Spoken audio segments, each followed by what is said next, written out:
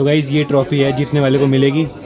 तो भाई अच्छे से खेलना, अच्छे से खेलना। तो गाइस अभी हम आज के स्टेज पे जहाँ पर हम सारे गेमर्स मिलके खेलने वाले हैं।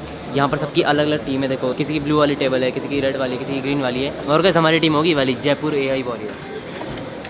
तो पीयूष बैठेगा यहाँ पे और यहाँ पे फ़ोन है। देखो एक फ़ोन यहाँ, एक फ़ोन वहाँ, एक फ़ोन, 4 जनों की टीम है ना। इस फ़ोन में खेलेंगे। देखो S25 अल्ट्रा ये चल रही है गेम। देखो तो अभी यहाँ कैरी भाई मिले हैं। आपकी कौन सी टीम है?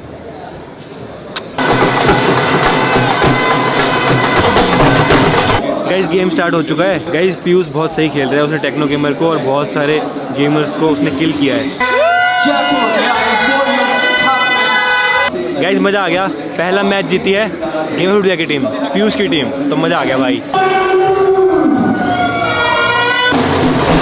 तो अभी हमारे साथ में है winner Kashvi. Congratulation, thank you, बहुत अच्छा खेला आपने। Thank you so much. कैसा लगा?